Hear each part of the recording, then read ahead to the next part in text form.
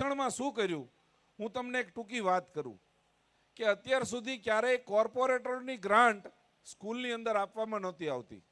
જે નગર પ્રાથમિક શિક્ષણ સમિતિની સુરતની અંદર જે શાળાઓ છે એ શાળાઓની અંદર ક્યારે પણ કોર્પોરેટરની ગ્રાન્ટ આપવામાં નહોતી આવતી.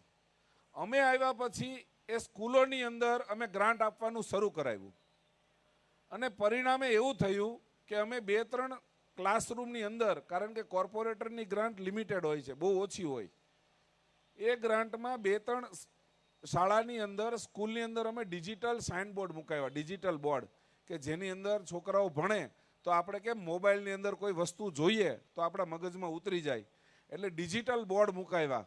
જે આપણે નોર્મલી સ્કૂલની અંદર કેવા બોર્ડ હોય, ચોકથી લખતા હોય, તો કોઈ વસ્તુની આકૃતિ બતાવવી હોય કે કોઈ વસ્તુ સમજાવવી હોય તો શિક્ષક દોરીને સમજાવે એની કરતાં જો એનો વિડીયો બતાવે, વિઝ્યુઅલ બતાવે તો વિદ્યાર્થીને વધારે સમજણ પડે. એ ઉદ્દેશ્યથી અમે શાળાની અંદર ડિજિટલ બોર્ડ આપ્યા.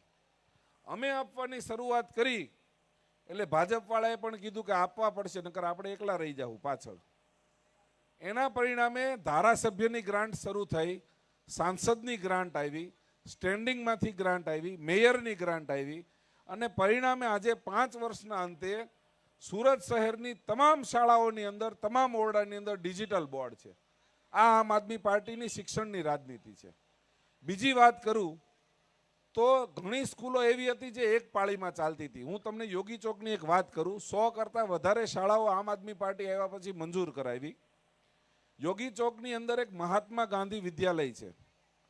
એ સ્કૂલની અંદર 732 જેટલા છોકરાઓ ભણતા હતા. એક પાળીની શાળા હતી. ઘણા લોકોના ફોન આવ્યા કે ભાઈ અમારા બાળકોને એડમિશન અપાવો. કોરોના પહેલાં તમને ખ્યાલ હશે કે લગભગ બાળકો આપણે પ્રાઇવેટ શાળામાં ભણાવતા, પણ કોરોનાનો જે સમય આવ્યો એની પછી વધારે પડતા વાલીએ એવો નિર્ણય કર્યો કે આપણને ફી પોસાય એમ નથી, એટલે આપણા બાળકોને નગર પ્રાથમિક શિક્ષણ સમિતિની શાળાઓમાં મૂકવાનું શરૂ કર્યું.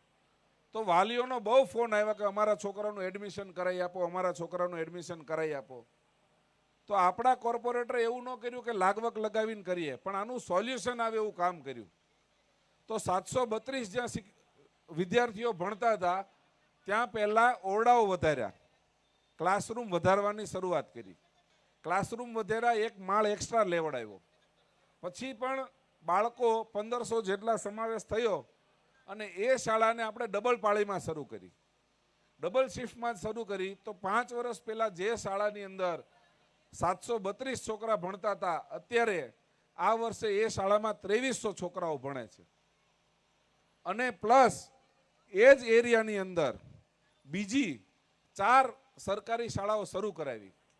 એટલે જે વિસ્તારની અંદર 500-700 છોકરા ભણી શકે એવી વ્યવસ્થા હતી ત્યાં અત્યારે 6000 કરતાં વધારે બાળકો ભણી શકે એવી વ્યવસ્થા આપણે ઊભી કરી છે.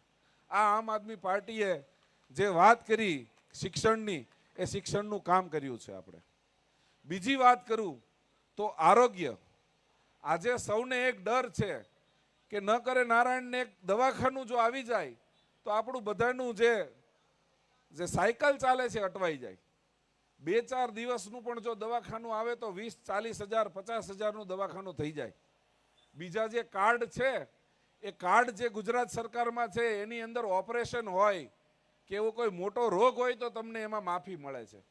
સામાન્ય તાવ થઈ ગયો હોય કે બીજું કંઈ હોય તો એમાં તમને આપણને માફી નથી મળતી. એમાં તો 50 બેડની હોસ્પિટલ સુરત મહાનગરપાલિકામાં ટોટલ 9 ઝોન છે, અલગ અલગ 9 ઝોનની અંદર ટોટલ 10 હોસ્પિટલો આપણે મંજૂર કરાવી.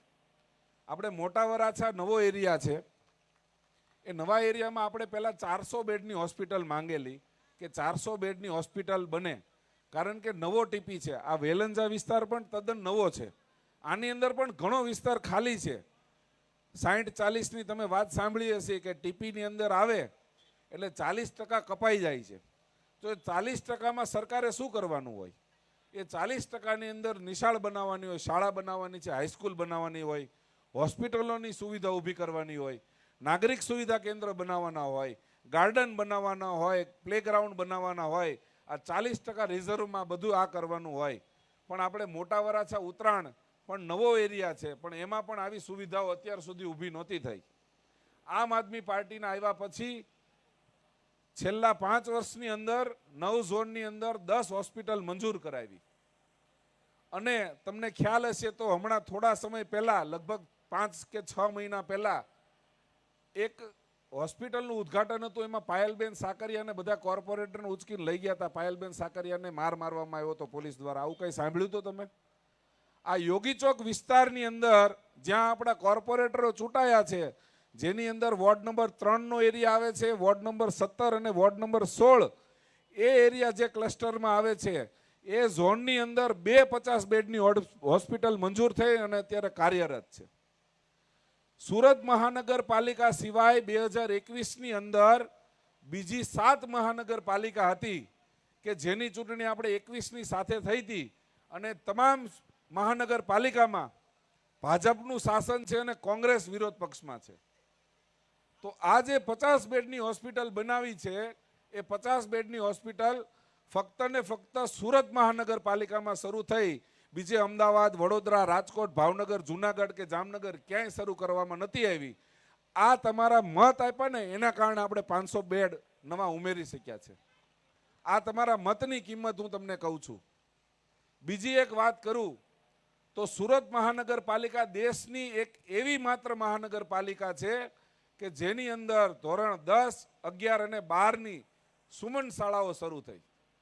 અને આની માહિતી ભાજપે જ પેપરમાં, છાપામાં મોટી મોટી એડ આપી કે ભારત દેશની એકમાત્ર મહાનગરપાલિકા જેમાં 10, 11, 12નું ધોરણ સુમન શાળાઓ મહાનગરપાલિકાએ શરૂ કરી. તો સુરતમાં જો 50 બેડની હોસ્પિટલ ભાજપથી મંજૂર થતી હોય, 10, 11, 12 ધોરણની શાળાઓ મંજૂર થતી હોય, તો એ અમદાવાદમાં ન થવી જોઈએ? રાજકોટમાં ન થવી જોઈએ? થાય ને બધે. ભાજપે જો કામ કર્યા હોય તો દરેક મહાનગરપાલિકામાં થવું જોઈએ.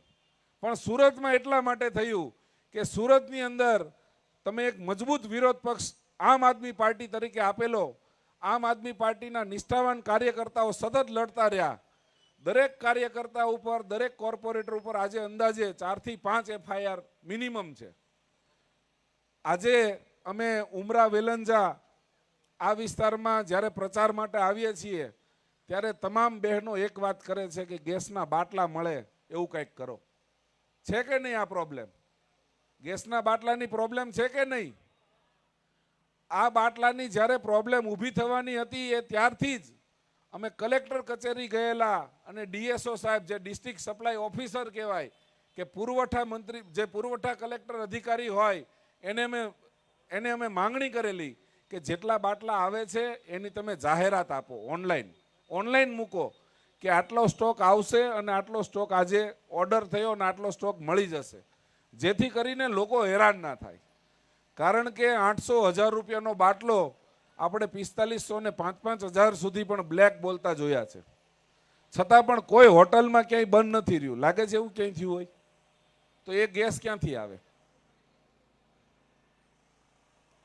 એ ગેસ ક્યાંથી આવે? એટલા માટે આ વાત કરું છું કે સરકાર છે સામાન્ય માણસોનું કામ નથી કરવા માંગતી.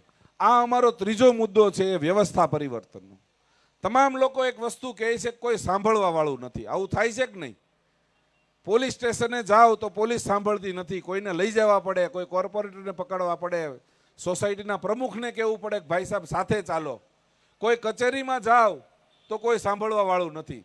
ઘણા લોકો તમને અત્યારે એવું કહે છે કે અમારા ચૂંટણી કાર્ડ બન્યા નથી. ચૂંટણી કાર્ડ માટે અમારે ધક્કા ખાવા પડ્યા છે. આધાર કાર્ડ માટે લોકોને હેરાન થવું પડે છે. આ ત્રીજી વાત છે વ્યવસ્થા પરિવર્તનની. સિસ્ટમ એવી હોવી જોઈએ કે જે લોકો માટે કામ કરે. જે અમે અત્યારે પંજાબમાં કરીએ છીએ, જે અમે દિલ્હીમાં કરીને બતાવેલું કે 1076 એ તમે કોલ કરો એટલે અધિકારી તમારા ઘરે આવી તમારે જે પુરાવા જોઈતા હોય, મેરેજનું સર્ટિફિકેટ બનાવવું હોય, રાશન કાર્ડ બનાવવું હોય, આધાર કાર્ડમાં સુધારો કરવો હોય, એ તમને ઘરે બેઠા થાય. જેથી કરીને આપણે જે પૈસા ચૂકવણી કરવા પડે છે એ ના કરવા પડે. તો આ 3 વાત તમે લોકો ખાસ યાદ રાખજો. શિક્ષણ, આરોગ્ય અને વ્યવસ્થા પરિવર્તન.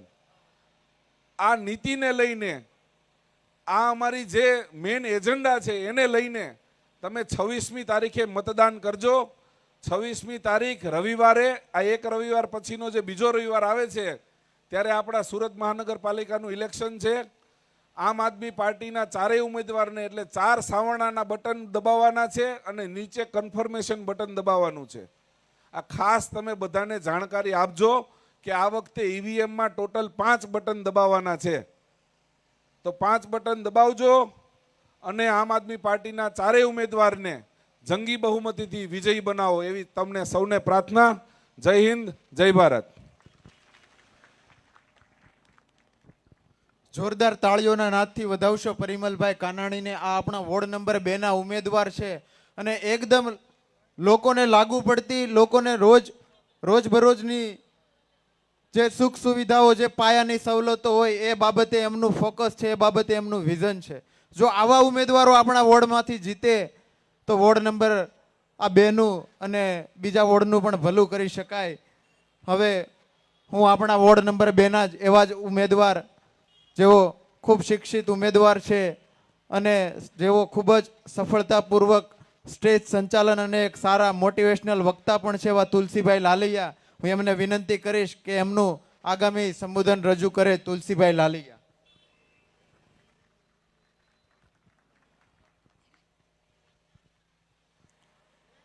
બે હાથ ઊંચા કરી અને ભારત માતાના જયઘોષ સાથે હું મારી વાતની શરૂઆત કરીશ. બોલો ભારત માતા કે, ભારત માતા કે, ભારત માતા કે. આજે રામવાટિકા સોસાયટીમાં આયોજિત આમ આદમી પાર્ટી સુરત મહાનગરપાલિકા વોર્ડ નંબર 2ના અમારા ઉમેદવારોની આ જનસભા અને આજની આ જનસભામાં થોડી ક્ષણમાં આપણા સૌ કોઈના આદરણીય, સમગ્ર ગુજરાતના યુવાનોના લોકપ્રિય નેતા, વિસાવદરના લોકલાડીલા ધારાસભ્ય ગોપાલભાઈ ઇટાલિયા આપણી વચ્ચે ઉપસ્થિત થવાના છે.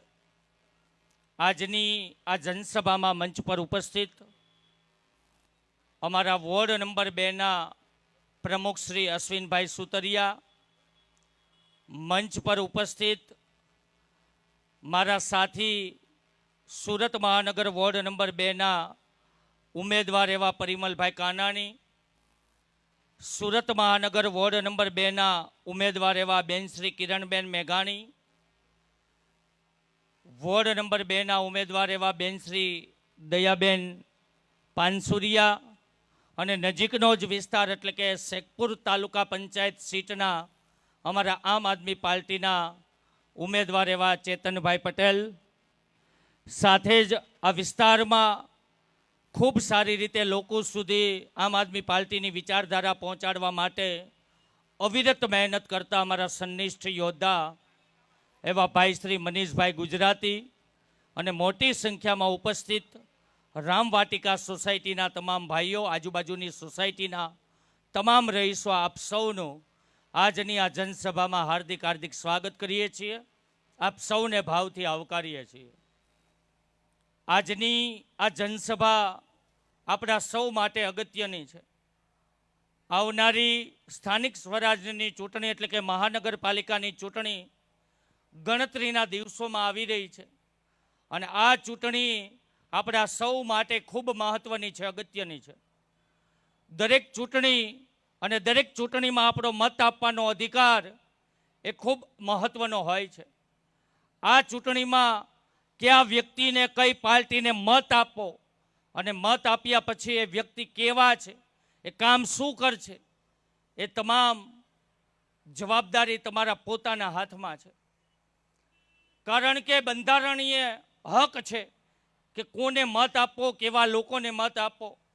ત્યારે આજે રામવાટિકા સોસાયટીમાં અને આજુબાજુના આ વેલંજા વિસ્તારના લોકો અહીંયા મોટી સંખ્યામાં ઉપસ્થિત છે. ત્યારે આમ આદમી પાર્ટી અને આમ આદમી પાર્ટી સાથે જોડાયેલા અમારા તમામ આગેવાનો આજે અમે સંઘર્ષના માર્ગ પર કામ કરી રહ્યા છીએ. અમારા પરિમલભાઈ કાનાણીએ અનેકવિધ વાતો સુરત મહાનગરપાલિકામાં છેલ્લા 5 વર્ષના વિપક્ષ તરીકે આમ આદમી પાર્ટીના ચૂંટાયેલા કોર્પોરેટરોએ અલગ અલગ વોર્ડમાં જે કામગીરી કરી છે એ બાબતની વાત આપ સમક્ષ રજૂ કરી. આપ સૌને મારે અપીલ કરવી છે કે આવનારા દિવસોમાં ચૂંટણી આવી રહી છે અને આ ચૂંટણીમાં તમારે કોને મત આપવો એ અધિકાર તમારો છે, પરંતુ આ ચૂંટણીમાં મત આપવા માટે તમારે સમજી વિચારીને મતદાન કરવાનું છે. આ ચૂંટણી આપણા માટે અગત્યની છે, કારણ કે છેલ્લા કેટલાય વર્ષોથી સમગ્ર ગુજરાતમાં ભાજપનું શાસન છે. સુરત મહાનગરપાલિકામાં છેલ્લા 30 વર્ષથી આ ભાજપનું શાસન છે. છતાં પણ આજે તમને ને મને, આપણા પરિવારને જે પાયાની સુવિધાઓ મળવી જોઈએ એ પાયાની સુવિધાઓથી આપણે બધા વંચિત છીએ. આપણા બાળકોને મફતમાં સારું શિક્ષણ મળવું જોઈએ, જે આજ દિન સુધી છેલ્લા 30 વર્ષથી આ ભાજપના શાસનમાં તમને ને મને, આપણા બાળકોને સારું શિક્ષણ નથી મળતું.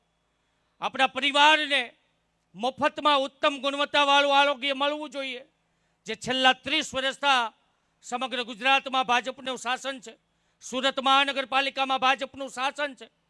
છતાં પણ આજે આપણને આપણા પરિવારમાં કોઈ વ્યક્તિ બીમાર પડે, આપણા પરિવારમાં નાની મોટી બીમારી આવે, આપણા પરિવારમાં કોઈ મોટી બીમારી આવે તો આપણી પાસે આર્થિક પરિસ્થિતિ નબળી હોય છતાં પણ આપણે આપણા પરિવારના સ્વજનોને બચાવવા માટે આપણે આપણા પૈસા ના હોય તો વ્યાજે પૈસા લઈને પણ આપણે આરોગ્યની સુવિધાઓ મેળવવી પડે છે.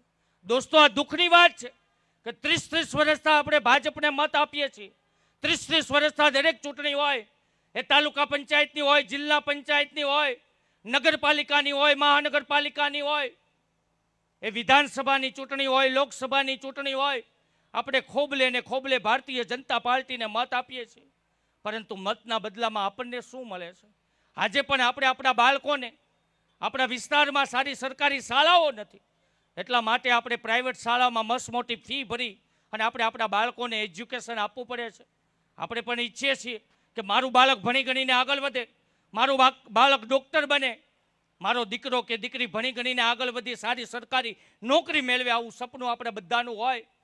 પરંતુ દોસ્તો, આપણે બધા સૌરાષ્ટ્રના 500 કિલોમીટર દૂરથી આ સુરતની ધરતીને આપણે કર્મભૂમિ બનાવી છે. 2-5 પૈસા કમાઈ અને આપણું એવું સપનું હોય કે આપણા બાળકોનું સારું ભવિષ્ય બને. પરંતુ પરિવારમાં 5 સભ્યો હોય તો એમાંથી 3 સભ્યો કાળી મજૂરી કરે, સવારથી લઈ સાંજ સુધી આપણે નાની મોટી નોકરી કરીએ. ઘરે માતાઓ બહેનો હોય તો સ્ટોન ટીકી ચોંટાડે, સાડીનું કામ કરે, હેન્ડવર્કનું કામ કરે. આવી રીતે પાય ભેગી કરી અને આપણી ઈચ્છા એવી હોય કે આપણા બાળકોને સારું શિક્ષણ મળે.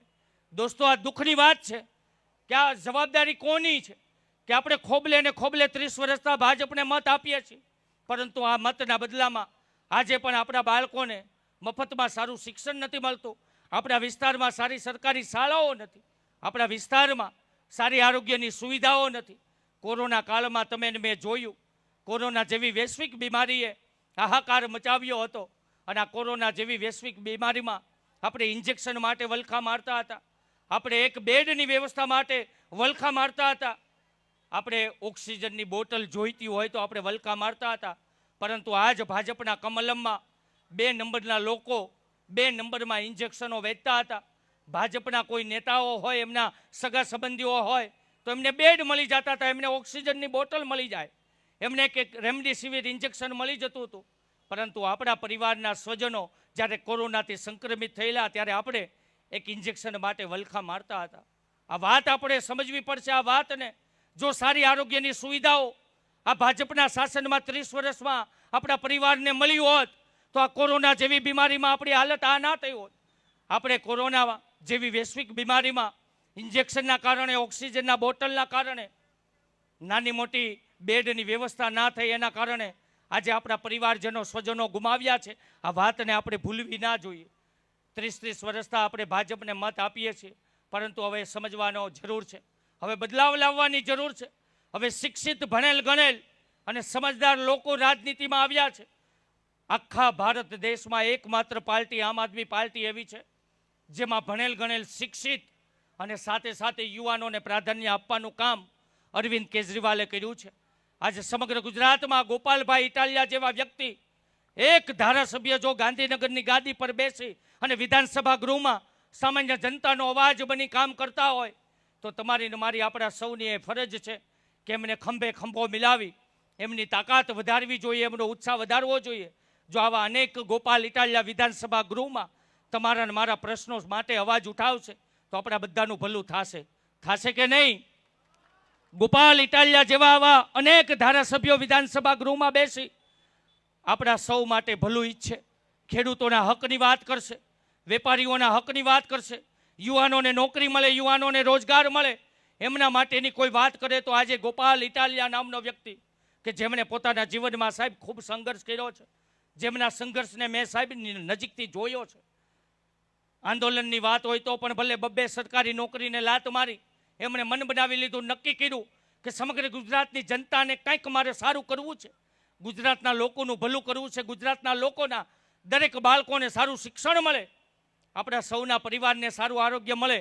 એ માટે આજે ગોપાલ ઇટાલિયા સતત સંઘર્ષ કરી રહ્યા છે. એમણે એમના જીવનકાળમાં ખૂબ મેળવ્યું નથી પરંતુ સૌને આપવા માટે હંમેશને માટે પહેલ કરી છે. ત્યારે આ 33-36 વર્ષના યુવાન એવા ગોપાલ ઇટાલિયાને આપણે મજબૂત કરવાના છે. જ્યારથી વિસાવદરમાં ચૂંટણી જીત્યા ત્યારથી આપણે સૌ જોઈએ છીએ કે વિસાવદરની ચૂંટણી જીત્યા પછી આખા ગુજરાતમાં લોકો એમ કહી રહ્યા છે કે હવે વિસાવદર વાળી થવી જોઈએ. આવે છે કે નહીં આવો અવાજ? કોઈ અધિકારી કામ ના કરતા હોય, કોઈ ભાજપના નેતાઓ આપણા વિસ્તારમાં આવે અને લોકો એવો અવાજ કરે કે ભાઈ કામ કરજો નહીતર વિસાવદર વાળી થશે.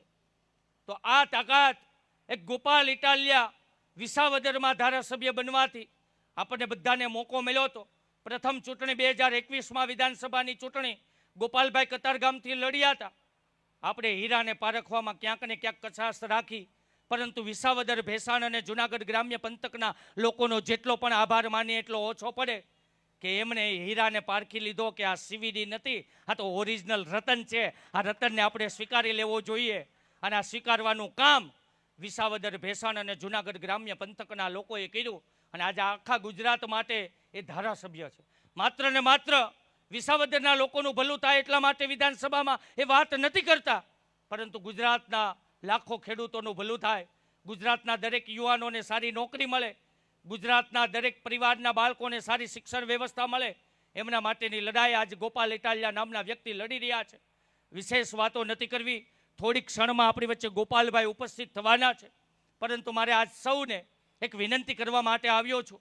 આજે રામવાટિકા સોસાયટી ઉમરા વેલંજા વિસ્તારના દરેક નાગરિકો અહીંયા ઉપસ્થિત છે ત્યારે આવનારી મહાનગરપાલિકાની ચૂંટણી આપણા સૌ માટે મહત્વની છે.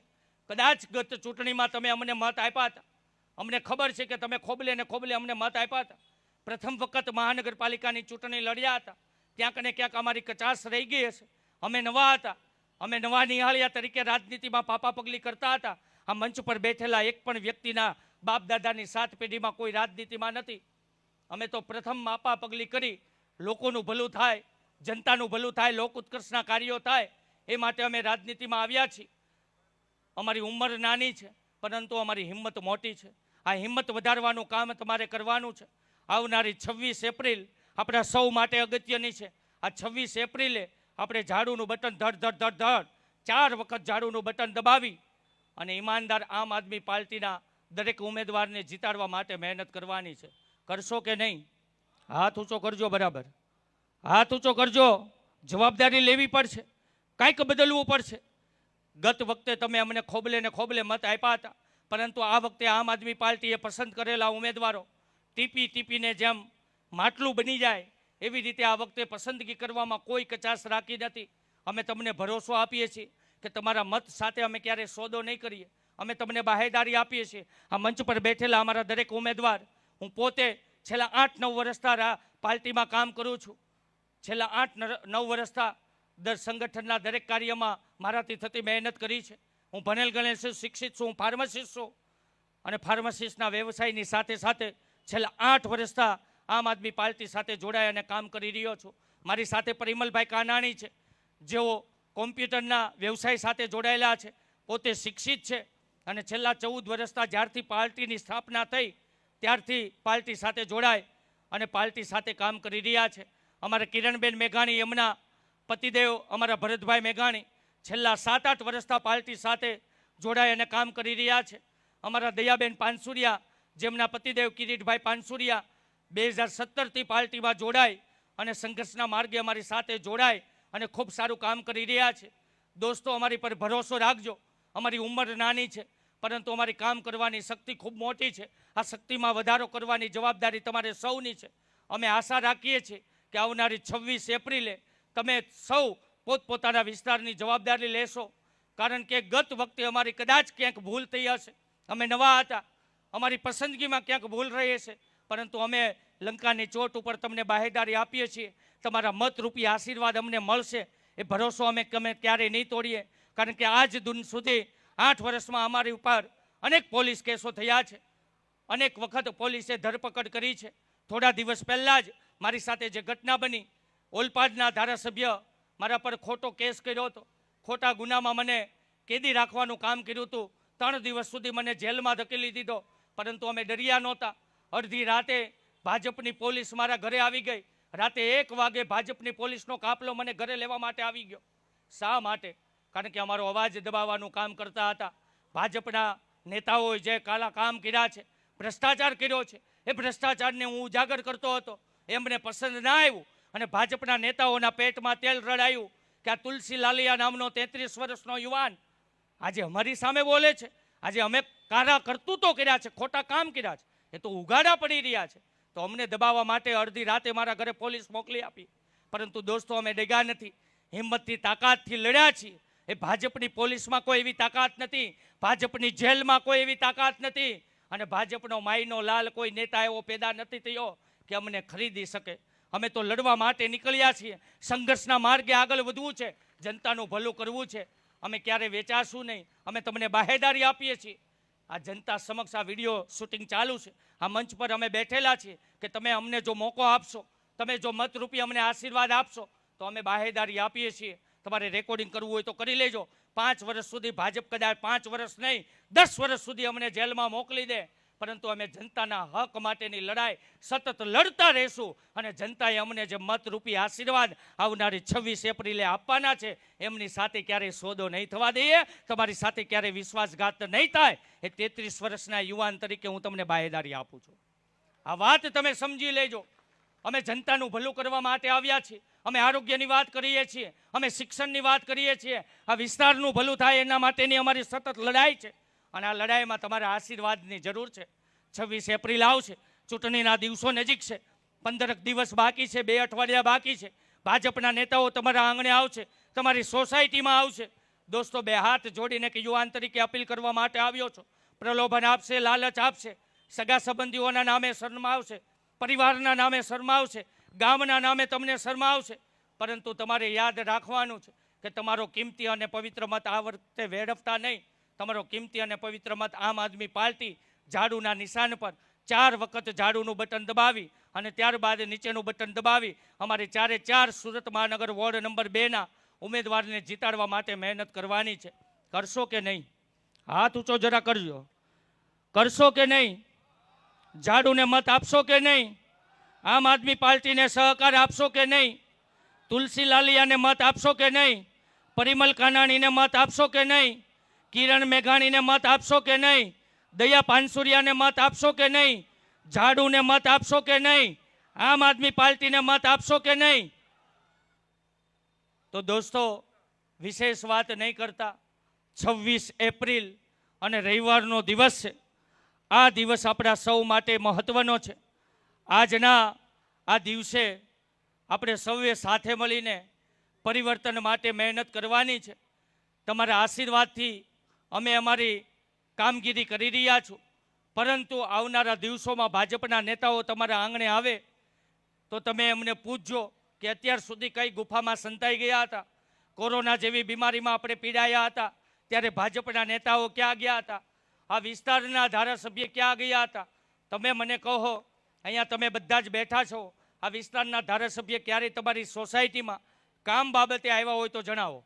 હા, નવરાત્રિ હશે, જન્માષ્ટમી હશે, ગણેશ ઉત્સવ હશે, આવા નાના મોટા કાર્યક્રમોમાં આખી સોસાયટી ભેગી થાય એટલે વાહવાહી લૂંટવા માટે નેતાઓ આવશે. પરંતુ જ્યારે કામની વાત આવશે ત્યારે આ ભાજપના નેતાઓ નહીં દેખાય. દેખાણા છે કે નહીં? આવ્યા છે કે નહીં? નથી આવ્યા ને?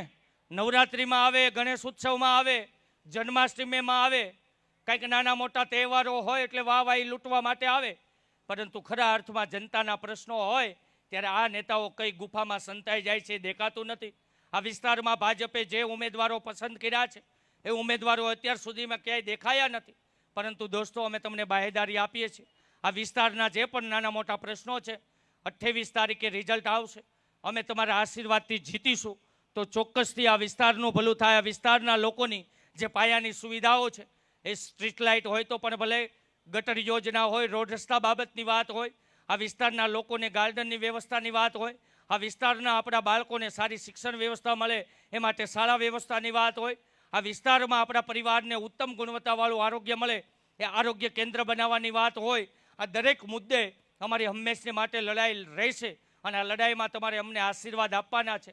જો તમારા આશીર્વાદ મળશે તો ચોક્કસથી બદલાવ આવશે અને આ બદલાવના સહભાગી તમારે થવાનું છે. જેવી રીતે વિસાવદર, ભેસાણ અને જુનાગઢ ગ્રામ્યના લોકોએ જેવી રીતે ગોપાલભાઈની ઉપર બે હાથ મૂકી અને આશીર્વાદ આપ્યા, આખા ગુજરાતમાં જેવી રીતે વિસાવદર વાળી થઈ છે એવી જ રીતે આપણે મહાનગર વોર્ડ નંબર 2માં અને આખા સુરતમાં વિસાવદર વાળી કરવાની છે. કરવાની છે કે નહીં? હોકારો નબળો છે, પાછળ બેઠેલા કરવાની છે કે નહીં? વિસાવદર વાળી આવનારી મહાનગરપાલિકાની ચૂંટણીમાં વિસાવદર વાળી કરવાની છે કે નહીં? ભાઈ કેમેરો લઈ જાઓ, બરાબર હોકારો નથી આવતો. વિસાવદર વાળી આવનારી મહાનગરપાલિકાની ચૂંટણીમાં કરવાની છે કે નહીં? તો આશીર્વાદ આપવા પડશે દોસ્તો. વિશેષ વાત નહીં કરતા, થોડીક ક્ષણમાં ગોપાલભાઈ આપણી વચ્ચે ઉપસ્થિત થવાના છે. એ અનેક વાતો તમારી સમક્ષ રજૂ કરશે. સમય ખૂબ વધારે થઈ ગયો છે, પરંતુ આપ સૌને મારી વિનંતી છે કે થોડી વાર માટે આપ આપનું સ્થાન જાળવી રાખશો.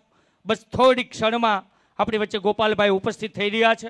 ફરી એકવાર વિનંતી કરું છું, 26 એપ્રિલ રવિવારનો દિવસ, અને આ દિવસે આપણે પોતે તો મત આપવાનો છે, આપણા પરિવારે પણ ઝાડુનું બટન દબાવવાનું છે, પરંતુ આપણી આજુબાજુમાં રહેતા દરેક લોકોને આમ આદમી પાર્ટીને મતદાન કરવા માટે આપણે પોતે જવાબદારી લેવી પડશે. હા, એક મતની કિંમત બહુ મહત્વની હોય છે, પરંતુ એક વ્યક્તિ જો બીજા 10 વ્યક્તિને મતદાન કરવા માટે અપીલ કરશે, રામવાટિકા સોસાયટી અને આજુબાજુની સોસાયટીના રહીશો જો સંકલ્પ સિદ્ધ બનશે કે આ વખતે બદલાવ લાવવો છે, હવે તો અમે મોંઘવારીથી થાક્યા છીએ, હવે મોંઘા શિક્ષણ ફીથી અમે થાક્યા છીએ, હવે ડ્રગ્સ અને દારૂના જે વ્યસનોથી આજે પરિવાર બરબાદ થઈ રહ્યા છે એનાથી અમે થાક્યા છીએ. 30 વર્ષના મહાનગરપાલિકામાં ભાજપનું શાસન હોવા છતાં પણ આજે આરોગ્યની સારી સુવિધાઓ મળતી નથી, એનાથી અમે થાક્યા છીએ.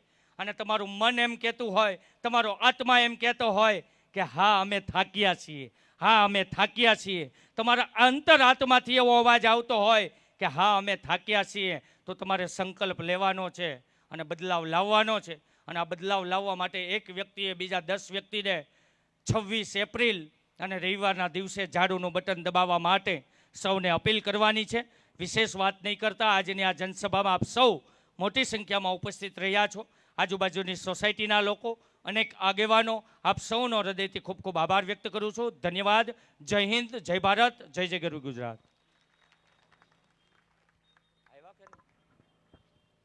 જોરદાર તાળીઓના નાદથી વધાવશો આ તુલસીભાઈને. ખૂબ સરસ મજાની વાત કરી. આગામી ચૂંટણી બાબતે આપ સૌ સમક્ષ એમનું વિઝન રજૂ કર્યું. એમણે આપ સૌએ એવું કીધું કે અમે આવનારી ચૂંટણીમાં તમને જીતાડવાના છીએ.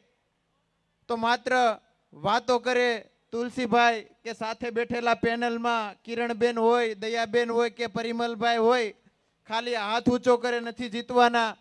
બધાએ થોડી થોડી જવાબદારી લેવી પડશે.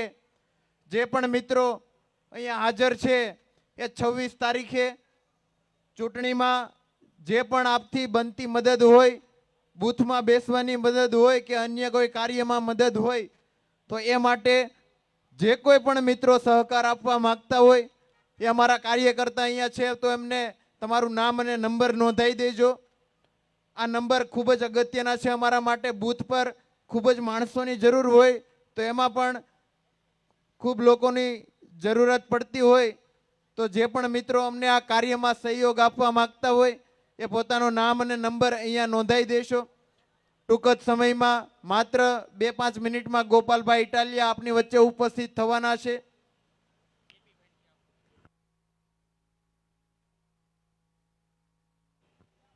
સાથે આપણા ઉમેદવાર બેન શ્રી દયાબેન પાનસુરિયા, એમના પતિદેવ અને પાર્ટીમાં 8 વર્ષથી કાર્યરત એવા કિરીટભાઈ પાનસુરિયા આપણી વચ્ચે ઉપસ્થિત છે.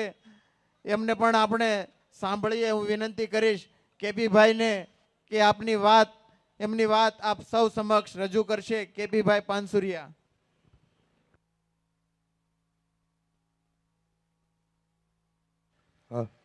બોલો ભારત માતા કી, બોલો ભારત માતા કી. આમ તો તુલસીભાઈએ, પરિમલભાઈએ ઘણી બધી વાતો કરી. હવે આપણે થાક્યા છીએ, આ મોંઘવારીથી થાક્યા છીએ, આ ટ્રાફિકથી થાક્યા, તો લગભગ આપણે થાક્યા છીએ. તો હવે પરિવર્તનની લહેર લહેરાવા માટે આપણે એક સાથે ભેગા મળ્યા છીએ. ત્યારે હું ને તમે આજે એવું નક્કી કરીશું કે આ વખતે પરિવર્તન ચોક્કસ. આજ સુધીમાં રાજનીતિની અંદર પોતાના પરિવારના નેતાઓના દીકરાઓ જ રાજ કર્યું છે કે રાજનીતિ ગંદી હોય કે એને આવું. સાચી છે વાત કે હું ખોટું કહું? પણ એના દીકરાઓ જ એમાં રાજનીતિ કરે પાછા. એને કાંઈ વાંધો ન હોય, કારણ કે મલાઈ ખાવાની ને. આ વખતે બધા મેદાને ઉતરવાની તૈયારી કરે, પણ સોસાયટીમાં ગરવા નથી દેતા. તમે ન ગરવા દેતા ચોરોને. નૈત નવી વાત લઈને આવશે. હમણાં કંઈક હાડીઓનું વિતરણ થયું છે મનીષભાઈ, હાડીઓનું વિતરણ થયું. એટલા માટે મારે તમને આ દુઃખ સાથે વાત કહેવી પડે છે કે આપણા મતની કિંમતની આપણને ખબર નથી. એટલા માટે આવી લોભ લાલચની અંદર આવી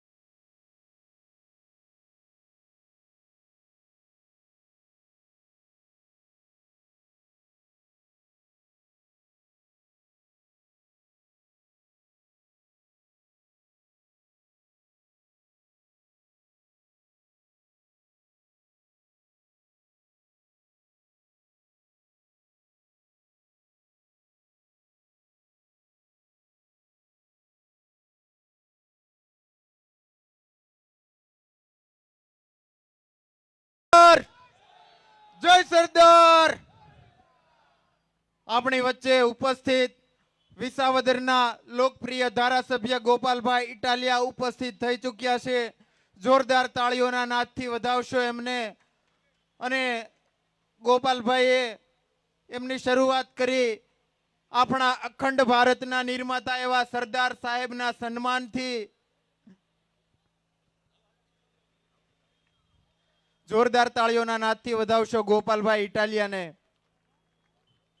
સરદાર સાહેબના સન્માનથી શરૂઆત કરી અને એમના વિચારો પણ સરદાર સાહેબ જેવા અડગ નિર્ણયો લેશે.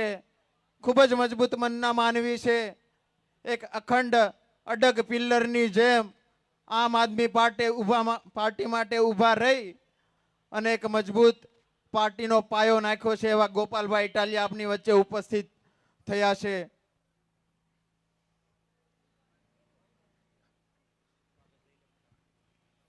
આપની વચ્ચે ગોપાલભાઈ ઇટાલિયા આપના આમંત્રણને માન આપીને ઉપસ્થિત હોય ત્યારે હું વિનંતી કરીશ એમના સન્માન માટે આ વિસ્તારમાં હંમેશા ઉપસ્થિત રહી અને લોકો માટે કામ કરતા અમારા સનિષ્ઠ કાર્યકર્તા મનીષભાઈ ગુજરાતી અને જયસુખભાઈ ધડુકને હું વિનંતી કરીશ કે આપણા માનવંતા મહેમાન ગોપાલભાઈ ઇટાલિયાનું સન્માન કરશે. પુષ્પગુચ્છ આપીને સન્માન કરશે મનીષભાઈ ગુજરાતી અને જયસુખભાઈ ધડુક.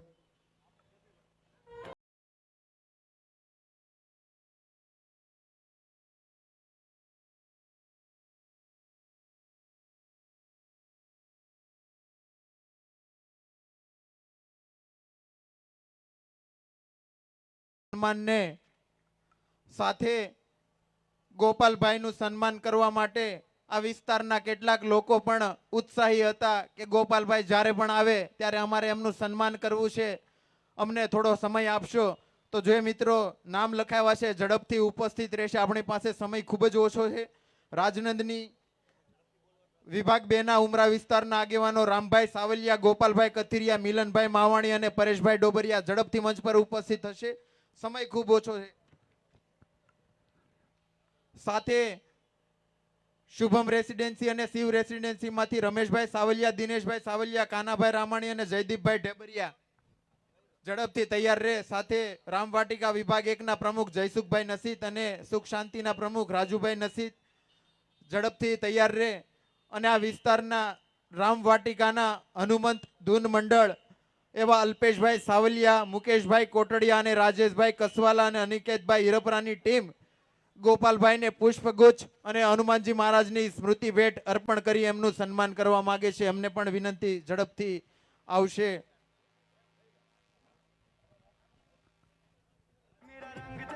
જોરદાર તાળીઓના નાદથી આ સન્માનને વધાવશો. આ એવા વ્યક્તિનું સન્માન થઈ રહ્યું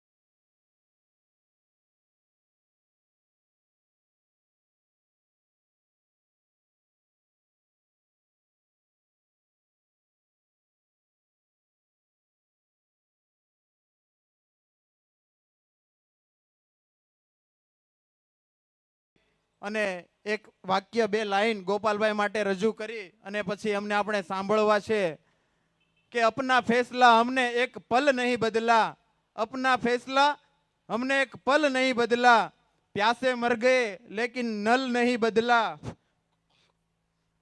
कोई पूछे संघर्ष क्या होता है तो बता देना, कोई पूछे कि संघर्ष क्या होता है तो बता देना, हार भी गए लेकिन अपना दल नहीं बदला, अपना दल नहीं बदला. विशेष વાત નહીં કરતા હું રજૂ કરીશ વિસાવદરના માનનીય ધારાસભ્ય ગોપાલભાઈ ઇટાલિયાને કે એમનું વક્તવ્ય આપ સૌ સમક્ષ રજૂ કરશે. ગોપાલભાઈ ઇટાલિયા. આજે રામવાટિકા સોસાયટીના સૌ આગેવાનો અને આ વેલંજા વિસ્તારમાંથી પધારેલા સૌ વડીલો, યુવા દોસ્તો, આગેવાનો, માતાઓ, બહેનો બધાને મારા પહેલાં તો રામ રામ અને બધાનો ખૂબ ખૂબ આભાર કે તમે આટલી વિશાળ સંખ્યામાં અમારી આમ આદમી પાર્ટીની વાત અને વિચાર સાંભળવા માટે આવ્યા છો. મિત્રો, હમણાં જ હજુ વિસાવદરની ચૂંટણી પૂરી થઈ અને એક જબરજસ્ત રાજકીય વંટોળ આખા ગુજરાતમાં ઊભો થયો. કરોડો લોકોએ એ આખી ચૂંટણી જોઈ, ચૂંટણી પ્રક્રિયા જોઈ, અમારી પાર્ટી અને એમની પાર્ટીનો કેમ્પેન જોયું, પરિણામ પણ જોયું. પરિણામ આવ્યા પછી હું પહેલી વખત વિધાનસભામાં ગયો તો ન્યા હું કર્યું એ પણ બધાએ જોયું. અને તરત જ આ સુરત મ્યુનિસિપલ કોર્પોરેશનની ચૂંટણી આવી છે. આજે અમે તમારી સમક્ષ કેટલાક વિચારો રજૂ કરવા માટે આવ્યા છે, બધા અમારા ઉમેદવારો અને આગેવાનો બધા ભેગા મળીને. કે શા માટે આ ચૂંટણીમાં આપણે આમ આદમી પાર્ટીને મત આપવાનો છે. અને આમ આદમી પાર્ટીને મત આપવાથી આ વિસ્તારમાં, સુરતમાં અને ગુજરાતમાં શું શું ફેરફાર આવવાના છે. ગયા વર્ષે બધાએ આમ આદમી પાર્ટીને મત આપ્યો અને સુરતમાં અમારા ગુજરાતના ઇતિહાસમાં પહેલીવાર 27 કોર્પોરેટર જીત્યા. થોડી ઘણી મુશ્કેલીઓનો તમારે અને અમારે બધાએ સામનો કરવો પડ્યો. કેટલાક લોકોએ ન કરવાનું કામ કર્યું, અમારે સાંભળવું પડ્યું, પણ પછી તે સંઘર્ષ ચાલુ રાખ્યો તો આજે પાછા ફરીથી આમ આદમી પાર્ટીનો આખા ગુજરાતમાં સારા દિવસો આવ્યા. અને આખા ગુજરાતમાં ખૂબ સરસ આમ આદમી પાર્ટી અત્યારે મજબૂતીથી કામ કરી રહી છે. પણ આ ચૂંટણીની અંદર સુરતમાં આપણે આમ આદમી પાર્ટી કેમ કે ગયા વખતે જ્યારે ખાલી આપણા વરાછા, કતારગામ, પૂણા, સરથાણા એ વિસ્તારમાં આમ આદમી પાર્ટી જીતી અને એ પછી કોર્પોરેટરોએ આમ આદમી પાર્ટીના સંગઠનના સાથી મિત્રોએ જે કાંઈ કામ કર્યું એ કામની નોંધ ઉધનામાં, લિંબાયતમાં, ભાગળમાં, ચોક વિસ્તારમાં, અઠવામાં બધા જ લોકોએ 5 વર્ષ સુધી લીધી કે કંઈક થાય અને વરાછા વિસ્તારમાંથી અવાજ ઉઠાવવામાં આવે. વેરો વધવા ન દીધો, શાળાઓ સારી કરાવી, રોડ સારા બને એના માટે લડાઈ લડ્યા, સુરતમાંથી ડ્રગ્સનું દૂષણ નાબૂદ થાય એના માટે લડાઈ લડ્યા. આ બધી જ બાબત વરાછા વિસ્તાર સિવાયના વિસ્તારના લોકો સતત સોશિયલ મીડિયા, છાપા, ટીવીથી જોઈ રહ્યા હતા. એમને મનમાં અંદરથી થતું હતું કે આપણે આવું કંઈક કરવું છે. આ વરાછાવાળા કરે, સૌરાષ્ટ્રવાળા કરે તો અમારે આવું કંઈક ક્રાંતિકારી કામ કરવું છે. અને એમાં બાકી રહ્યું હતું તો વિસાવદરમાં અમારા ખેડૂતોએ પણ ક્રાંતિ કરી, એ ભેગું ભળ્યું. અને પછી આ આખા સુરતમાં અત્યારે હું તો 2 દિવસથી અહીંયા ફરું છું, આગેવાનોને મળું છું. લિંબાયત ગયો તો, ઉધના ગયો, ભાગળમાં ગયો, અમારી પાર્ટીના નેતાઓને મળ્યો. મારા ઘણા બધા વકીલો મિત્રો છે, પોલીસમાં મિત્રો છે, બીજા સરકારી સ્ટાફમાં મિત્રો છે. એ બધા પાસેથી મેં સમાચાર લીધા. તો માત્ર અહીંયા નહીં, એ બાજુ પણ આ વખતે હજળબમ માહોલ છે. બધા વાટે બેઠા છે કે આવા દો ચૂંટણી, હાવણો મારી દેવાનો છે આ વખતે આખા સુરતમાં. કેમ કે ગયા વખતે તો આપણે આગેવાની લીધી, બીજા જોતા રહી ગયા. હવે એને મન થયું કે બધા કરે તો અમે કેમ બાકી રહી જાય, સૌરાષ્ટ્રવાળા કરે તો અમે કેમ બાકી રહી જાય. કેમ કે આ વિસ્તારમાં આમ આદમી પાર્ટી આવી એનો અનેક લોકોને અનેક પ્રકારે ફાયદો થયો છે. આખા વરાછા વિસ્તારમાં આમ આદમી પાર્ટીના પ્રયત્નોના કારણે, લડાઈના કારણે શાળાઓની સ્થિતિ સુધરી. જેના છોકરા સરકારી શાળામાં ભણતા હશે એના ઘરે જઈને પૂછજો કે આમ આદમી પાર્ટી આવ્યા પહેલા શાળાની હાલત શું હતી, આમ આદમી પાર્ટી આવ્યા પછી શાળાની પરિસ્થિતિ વરાછા વિસ્તારમાં કેવી બદલાણી. સત્તામાં નથી એટલે અમારી ઈચ્છા પ્રમાણેની પરિસ્થિતિ ન બદલી શકાણા, પણ જેવી હતી એના કરતાં તો થોડીક સારી કરી શક્યા. અમારી ઈચ્છા તો એવી છે કે દિલ્હી અને પંજાબમાં જેવી શાળાઓ હતી સરકારી એવી બને, પણ એના માટે અમારો મેયર નહોતો, મેયર ભાજપના હતા.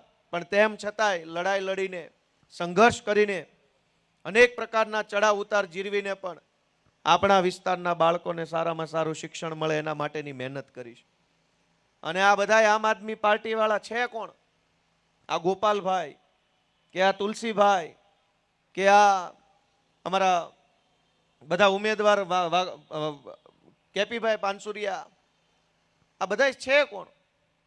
આ બધાય મારી તમારી જેવા સામાન્ય પરિવારમાંથી આવતા યુવાનો છે. એમણે જોયું કે રાજનીતિ બરાબર કામ નથી કરતી, રાજનીતિમાં રહેલો નેતા બરાબર કામ નથી કરતો, અને નેતા બરાબર કામ નથી કરતો એટલે આપણે ઘણી બધી સમસ્યાઓ ભોગવવી પડે છે. એવું જે યુવાનોને લાગ્યું એ બધા યુવાનો આવ્યા રાજનીતિમાં, આમ આદમી પાર્ટીનો હાથ પકડ્યો. આમ આદમી પાર્ટીએ યુવાનોને રાજનીતિમાં આગળ વધવાનું પ્લેટફોર્મ આપ્યું, શીખવાડ્યું બધું, અને આગળ કરી નેતા બનવાની તક આપી, ચૂંટણી ઊભા રાખ્યા. તમારા આશીર્વાદથી આપણા જેવા જુવાનિયાઓ નેતા બન્યા અને અનેક ઘણું સારું કામ કર્યું. મારા જેવો એક સામાન્ય માણસ ધારાસભ્ય બની ગયો, એ વાતની ખુશી આખા ગુજરાતમાં હજુય હમાતી નથી. લગભગ 7-8 મહિના થવા આવશે. નકર ધારાસભ્યો ક્યાં ઓછા બન્યા છે. ધારાસભ્યો ખૂબ દુનિયાભરના માણસો બની ગયા છે આ ગુજરાતમાં. 2-2 વખત બન્યા, 4-4 વખત બન્યા, પણ લોકોના મોઢા ઉપર સ્માઇલ ન આવે. મને એ સૌભાગ્ય મળ્યું કે હું જીત્યો. એ વાતને હમણાં 7-8 મહિના થઈ જાય, પણ એવો ને એવો હરખ આખા ગુજરાતના મોઢા ઉપર દેખાઈ રહ્યો છે. ગોપાલભાઈ જીતી ગયો, આપણો છોકરો. આપણો ઘરનો માણસ જીતી ગયો. તો મારા તમારા જેવા સામાન્ય પરિવારમાંથી આવતા પરિવારના છોકરાઓ જે દિવસે ચૂંટણીઓમાં આવે, જે દિવસે ચૂંટણી જીતે, તેથી એવું સારું કામ કરે કે લોકોના ચહેરા પર ખુશી આવે. આપણે બધાએ વિચાર કરવો પડશે કે એક બાજુ આપણને એમ કહેવામાં આવે છે કે ભારતને વિશ્વગુરુ બનાવવું છે. ભાજપના માણસો વિશ્વગુરુનું ગાજર બતાવે છે રોજે રોજ. આપણો ભારત દેશ વિશ્વગુરુ બને તો એમાં સૌથી વધુ ખુશી આપણને જ થાય. પણ વિશ્વગુરુ કેવી રીતે બને જ્યારે સરકારી શાળા જ ન હોય? તો ગુરુ કેવી રીતે બનશે? શિક્ષક જ નથી. બાળક ભણવા ક્યાં જાય? એક તો આપણા ગામડાઓમાં અનેક ઘણી સમસ્યાઓ હતી. ન્યા શાળા નહીં ગામડામાં, ન્યા દવાખાના નહીં, ન્યા કમાણી કરવાની વ્યવસ્થા નહીં. ઉપરથી માથાભારે માણસોનો ગામડે ગામડે એવડો ત્રાસ. તો મજબૂરીમાં, લાચારીમાં સૌરાષ્ટ્રના અનેક ગામડાઓમાંથી આપણે કે આપણા બાપ દાદા અહીંયા સુરત આવ્યા. ન્યા સુવિધા નહોતી એટલે અહીંયા આવ્યા. અહીંયા ક્યાં વળી સુવિધાના મોટા મોટા પોટલા બંધાઈ દીધા ભાજપે. 30 વર્ષથી એમની સરકાર છે. જો ગામડામાં સુવિધા હોત તો અનેક પરિવારો આજે સુરતમાં એવા છે જે ગામડે જઈને શાંતિથી રહેતા હોત. અહીં કોઈને કાંઈ મળી નથી ગયું. અહીંયા આવીને લોનો લેવી પડી છે. અને અનેક લોકોએ લોન તો મકાન માટે લોન લે, દુકાન માટે લોન લે. એ તો હજુ એક વખત સમજ્યા કે ભાઈ કાંઈ વાંધો નહીં, ઘરનું મકાન તો થઈ ગયું, ભલે લેણું થયું. પણ પરિસ્થિતિ એ હદે ખરાબ થઈ છે કે ભણવા હાટું લોનો લેવી પડે છે. જેના છોકરા હોશિયાર હોય એને ભણાવવા હોય સાયન્સમાં, એન્જિનિયરિંગમાં, લોનો લેવી પડે છે, જમીનો ગીરવે મૂકવી પડે છે બિન અનામત નિગમમાં. તમે પરિસ્થિતિ વિચારો કે અવળો મોટો ભારત દેશ વિશ્વગુરુ બનવા તરફ આગળ વધી રહ્યા છે અને ભણાવવા હાટું લોનો લેવી પડે. દુનિયાના કયા દેશના બાળકોએ ભણવા માટે લોન લેવી પડે છે? અને લોનો આપણા છોકરાને ભણાવવા જ કેમ લેવી પડે છે? ભાજપના ધારાસભ્યો, મંત્રીઓ, કોર્પોરેટરો, વોર્ડ પ્રમુખ હોય તો નથી લોન લેવી પડતી.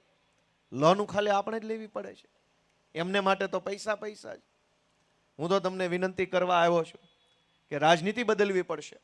રાજનીતિ નહીં બદલાય ત્યાં સુધી આપણી પરિસ્થિતિ ક્યારેય બદલાવાની નથી. ચાહે ગમે એટલી પાર્ટીઓ આવી જાય, ગમે એટલા નેતાઓ આવી જાય, રાજનીતિ બદલવા માટેની જવાબદારી આપણે બધાએ સાથે મળીને લેવાની છે. અરવિંદ કેજરીવાલ દિલ્હીમાં સારામાં સારી સરકારી શાળા બનાવી શકે તો અહીં સુરતમાં શું ખૂટે છે? 10,000 કરોડ રૂપિયાનું બજેટ છે કોર્પોરેશનનું. 4 લાખ કરોડ રૂપિયાનું બજેટ છે ગુજરાતની સરકારનું. પૈસાની તો ક્યાંય તાણ છે નહીં, ખાલી નિયત ખોટી છે ને એટલા માટે કામ નથી થતું. બાકી પૈસા તો પૂરેપૂરા છે.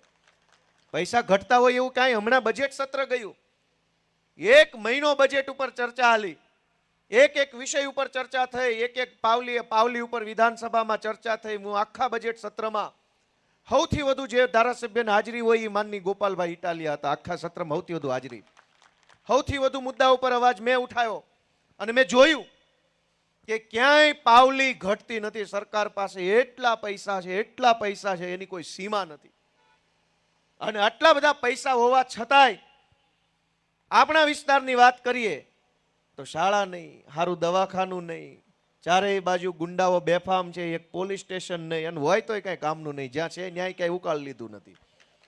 આ તો અહીં નથી એટલે આપણને એમ લાગે કાંઈ નથી. હોય ત્યાં વળી હું ક્રાંતિ કરી નાખી છે જ ને. વરાછામાં, સરતાણામાં, પૂર્ણામાં, ઉધનામાં, લિંબાયતમાં બધાય પોલીસ સ્ટેશનો. આ વેલંજામાં નથી એટલે આપણે એવું કહેવા થાય માઇક નથી. અને જ્યાં છે ત્યાં શું છે? ત્યાં હપ્તા લે છે. અહીં હપ્તો આખો દેવા જવું પડતું હોય, અહીં બનશે તો ઓલા નજીક થઈ જાય હપ્તાવાળા. તમે પરિસ્થિતિ વિચારો. તમે પરિસ્થિતિ વિચારો કે આ પરિસ્થિતિ ક્યારે બદલાશે અને કોણ બદલશે? અવડો મોટો વિસ્તાર ડેવલપ થયો અહીંયા. ગઈ ચૂંટણી પહેલા આ વિસ્તારને કોર્પોરેશનમાં સામેલ કર્યો. મને યાદ છે એ વખતે અમે સભામાં આવ્યા હતા. કઠોદરા ને એ બાજુના ગામડાઓ જે છે એનો વિરોધ હતો કે અમારે કોર્પોરેશનમાં નથી જવું. આ બાજુ સભાઓ ઘણી બધી સોસાયટીમાં થઈ હતી. આ વિસ્તાર કોર્પોરેશનમાં સામેલ કર્યો, એનો ફાયદો શું થયો આ વિસ્તારને? કોઈ 5 મુદ્દા ભાજપવાળા ગણાવે? અહીં 5 મુદ્દા તો કોક એમ કે ભાઈ આ ગામડું હતું એમાંથી કોર્પોરેશનમાં ભળ્યા હતા, 5 મુદ્દાનો ફાયદો થયો. તમે વિચાર કરો કે અનેક સોસાયટીઓ બની, એમાં ગટર નથી, વેરો પૂરેપૂરો લઈ જવાનો, શહેરોનો વેરો, અને સુવિધા ગામડા જેવી. તો પછી ગામ જ રહેવા દો ને ભાઈ. હું કામ અમને શહેરનો ખાલી સિક્કો મારીને વૈયા જાવ છું? સુવિધા શહેર જેવી ન થાય, સિક્કો શહેરનો હું કામ? ગામનો સિક્કો રહેવા દો, પણ ધરાહાર ન માને, ચૂંટણીમાં એના મતદાનમાં જે કાંઈક આવા દાવા કરવા હોય એ માટે થઈને શહેરમાં બેળવું. મારે તમને બધાને બહુ ટૂંકી વિનંતી એટલી કરવાની છે કે અમે બધા, અમારી આખી આમ આદમી પાર્ટીની ટીમ ગુજરાતની સામાન્ય જનતાનો લડાઈ લડી રહી છે. અમારી ઉપર ખૂબ અત્યાચાર જુલમ થયા, અમે ડરતા નથી. FIR, જેલ, પાસા, ગુજસી ટોક, આ ટોક, તે ટોક, કાંઈ વાંધો નહીં ભાઈ, સરકાર બદલાશે ત્યારે બધું અમે જોઈ લેશું વ્યવસ્થિત રીતે. પણ અત્યારે આ સંઘર્ષ કોના માટે છે? મારી પોતાની ઉપર એટલા બધા FIR, વોરંટ નીકળી જાય, ફોરંટ નીકળી જાય, પોલીસ આવે ને ઘરે આવે ને ડેલી આવે ને, કાંઈ વાંધો નહીં. પણ આ બધું કોના માટે? ગોપાલભાઈ ઇટાલિયા માટે કે ગુજરાતની જનતા માટે? એ તમારે વિચારવાનું છે. તમારું મને એમ કે આ છોકરાઓ જે લડે છે ને ગુજરાતની જનતા માટે લડે છે, તો તમારા મનનો અવાજ સાંભળીને હાવણાનું બટન આ વખતે દબાવજો, એ વિનંતી મારે તમને કરવાની. એ લોકો બધાય આવશે, એમની 30 વર્ષથી સરકાર છે. ચૂંટણીમાં એમનું સૂત્ર જુઓ કે મારો મત વિકાસને. વિકાસ એટલે કોણ? વિકાસ એટલે કોણ? તમે વિકાસ એટલે 5 વસ્તુ બતાવો કે ભાઈ વેલંજામાં કે સુરતમાં તમે આ 30 વર્ષથી સરકાર છે તો આટલા સ્પોર્ટ કોમ્પ્લેક્સ બનાવ્યા, સાયન્સની આટલી સ્કૂલો બનાવી, ઇંગ્લિશ મીડિયમની આટલી સરકારી સ્કૂલો બની, આટલા દવાખાના નવા ખુલ્યા, આટલા સ્ટેડિયમ બન્યા. કશું 30 વર્ષમાં આ લોકોથી કાંઈ થયું નથી ને હવે ભવિષ્યમાં કાંઈ આમનાથી થાય એમ નથી, કેમ કે આ થાકી ગયા છે. અમે નવી જનરેશનના નેતાઓ છીએ દોસ્તો, અમારી ઘણી ધગશ છે, ઘણું બધું કામ કરવું છે. તમારા આશીર્વાદ મળશે તો ઘણું સારું કરી શકીશ. વિસાવદરના લોકોએ અમને મત આપ્યો, આશીર્વાદ આપ્યા, તો એનું પરિણામ આખા ગુજરાતને મળ્યું. વર્ષોથી માવઠા આવે છે પણ કોઈ દિવસ ખેડૂતોને કાણી કોડી મળતી નહોતી. આ વિસાવદર વાળી થઈને પછી પહેલી વખત 10,000 કરોડનું પેકેજ આવ્યું ને અનેક ખેડૂતોના ખાતામાં પૈસા આવ્યા. જે લોકો ગામડે ખેતી સાથે જોડાયેલા છે, પૂછજો ઘરે, છેલ્લા 15-20 વર્ષમાં ક્યારેય કાણી કોડી સરકાર તરફથી આવી નહોતી. જેવી વિસાવદર વાળી થઈને કાન ફટામ 2 હાવણા મૂક્યા વિસાવદર વાળે, બુદ્ધિ ઠેકાણે આવી ગઈ. આ લોકો હાવણા સિવાય માને એમ નથી, કેમ કે આ લોકો એટલા બધા પેધી ગયા છે કે હાવણા સિવાય નહીં માને. અને એટલે નિશાને એવું જ રાખ્યું કે વ્યવસ્થિત માને, 2 હાવણા મૂકો એટલે ઠેકાણે. અને તમારે એ જવાબદારી સંભાળવાની છે. મિત્રો, બહુ ચિંતાજનક માહોલ છે. ઘણી વખત અમારો વિરોધ કરે છે લોકો, કેટલાક મિત્રો, કેટલાક વ્યક્તિઓ, કે તમે લોકો આવા છો ને તમે લોકો તેવા છો. મારે એક વસ્તુ કેવી છે કે અમે ગમે એવા ખરાબ માણસ હશું, પણ અમને એક વાતનું ગર્વ છે કે અમે ડ્રગ્સના ધંધામાં સંડોવાયેલા માણસો નથી. આખા સુરતને ડ્રગ્સના રવાડે ચડાવ્યું છે ભાજપના માણસોએ. આપણે અહીં મહેનત મજૂરી કરીને જીવીએ, ઘરે બધી બહેનો બેઠી હોય, આખો દિવસ ટીકી લગાવે, દોરા ધાગા તોડે, આખું ઘર કમાય, અને આપણા જ પરિવારનો દીકરો કે દીકરી ક્યાંક નોક ચડવાની લતે ચડી જાય, એની જવાબદારી કોની? આપણે કમાવામાં ધ્યાન આપવું, છોકરા વાહે રખડવું, ક્યાં ભણવા જાય? એક તો ઘર આંગણે નિહાળ ન હોય, ઘર આંગણે કોલેજ ન હોય, ઠેઠ ઓલા છેડે ભણવા મોકલો, ત્યાં જાય તો દરેક મા બાપને ચિંતા થાય. પોલીસ સ્ટેશનોમાં કોઈ આપણી ફરિયાદ સાંભળવા તૈયાર નથી. અમે ખૂબ વિરોધ કર્યો ડ્રગ્સનો, તો અમારી ઉપર FIR થઈ ડ્રગ્સનો વિરોધ કરવા બદલ. તમે બધાએ પોતાના મનથી વિચારો કે કોણ એવો મા બાપ હોય જે એમ ઈચ્છે કે અમારા છોકરા નશાના રવાડે ચડી જાય. અને જ્યારે અમે અહીંયા ગુજરાતમાં વાત કરીએ કે ભાઈ અહીંયા નશાના રવાડે છોકરા ચડે છે, બેફામ બધી વસ્તુઓ મળી રહે છે, દારૂ બેફામ મળી રહે, ડ્રગ્સ બેફામ મળી રહે, છોકરાઓ ઊંધા રવાડે ચડે, પછી એના મા બાપની પરિસ્થિતિ જે થાય છે ને કોઈને કહી નથી શકાતી. સમાજમાં આબરૂની બીક લાગ્યા કરે, પોલીસ સ્ટેશનોમાં ન કહેવાય ને સમાજના આગેવાનોને ન કહેવાય. આ મારી વાત સાચી છે કે ખોટી છે? તો આવડી મોટી સરકાર કામમાં શું આવે? આટલી મોટી પોલીસ વ્યવસ્થા, આટલું મોટું IB તંત્ર, આટલો મોટો ગૃહ વિભાગ, આટલા કલેક્ટરો, મામલતદારો, TDO, ઝોન ઓફિસો, કરોડો રૂપિયાના પગાર લઈને બેઠેલા સરકારી માણસો કામના હું? જો એક નશો ન રોકી શકે તો આ લોકો આપણું બીજું તો શું કામ કરી શકવાના? અમે તો તમને વિનંતી કરવા આવ્યા છીએ કે અમે ગુજરાતભરના લોકોની પરિસ્થિતિ બદલાય એના માટે લડીએ છીએ. અમારો કોઈ સ્વાર્થ હોત પૈસાવાળા થવાનો કે લાલ લાઇટ વાળી ગાડીઓમાં ભરવાનો તો ઘણા વંડીઓ ઠેકી ગયા છે. ગબ્બ કરતા સવારે આમાં હોય ને હાંજ પડે તો આંકોર પડે. અમે એવા માણસો નથી, અમે સંઘર્ષ કરનારા માણસો છીએ. જે થવું એ થઈ જાય, પણ સંઘર્ષના રસ્તેથી એક પગલું પાછું ન હટીએ ને એ અમે માણસો છીએ દોસ્તો. અનેક તકલીફો વેઠી લીધી પણ રસ્તો બદલ્યો નથી. અને રસ્તો બદલ્યો એ ધારાસભ્ય બન્યા, મેં નથી બદલ્યો તો હું ધારાસભ્ય બન્યો. લ્યો કરો, છેલ્લે તો બધા એક જગ્યાએ ભેગા થઈ ગયા પાછા. અમે 10 વર્ષથી આ સંઘર્ષના રસ્તા પર છીએ. એક ડગલું બદલ્યું નથી. મુશ્કેલીઓ અનેક આવી, એફઆઈઆરો થઈ, જેલમાં પૂર્યા, પોલીસે માર માર્યો, બધું જ થયું. રસ્તો ન બદલ્યો અને હું ધારાસભ્ય થઈને બેઠો છું, અને જેણે રસ્તો બદલ્યો ને એ 3 ખુરશી વટીને ન્યા જ બેઠા છે. તો શું ફાયદો થઈ ગયો ભાઈ રસ્તા બદલીને ધારાસભ્ય બનવાનો? અને ધારાસભ્ય બનવું મહત્વનું નથી, લોકોના દિલમાં આપણી ખુરશી પડે ને એ ખુરશી કાયમ માટે રહી જાય છે. ધારાસભાની ખુરશી તો હમણાં નવી ચૂંટણી આવે, અડધાની ટિકિટો કપાય એટલે રોતા રોતા ઘર ભેગા થઈ જાય. પણ લોકોના દિલમાં જેને સ્થાન મળે એની ખુરશી કાયમ માટે ટકી જાય છે. અને લોકોના દિલમાં સ્થાન ન હોય એની ખુરશીઓ ગમે એટલી વખત આવે પણ એ ટકતી નથી લાંબો સમય. અમે તમારી પાસે એક આશા રાખીને આવ્યા છે કે આ યુવાનોને રાજનીતિમાં લાવી એને મોટી જવાબદારી સોંપવાનું કામ અરવિંદ કેજરીવાલ અને આમ આદમી પાર્ટી કરે છે. તમે મારો દાખલો લ્યો, મારી જેવા માણસને કોણ આગળ લાવ્યું? આમ આદમી પાર્ટી અને અરવિંદ કેજરીવાલ. તમે એકવાર વિચારો કે આ અરવિંદ કેજરીવાલ ને આમ આદમી પાર્ટી નો હોત તો ગોપાલભાઈ શું કરતા હોત? સિસોટી મારતા હોત કોન્સ્ટેબલ તરીકે રોડ ઉપર. અમે તો હતા જ કોન્સ્ટેબલ. અમે શું કરતા હોત? સિસોટીઓ મારતા હોત, અહીં સાઈડમાં લાય પચા. પણ તમે વિચારો કે ગોપાલ ઇટાલિયાને અરવિંદ કેજરીવાલ અને આમ આદમી પાર્ટીએ નેતા બનાવ્યો તો જનતાને ફાયદો થયો કે નહીં? કયો છે બધા?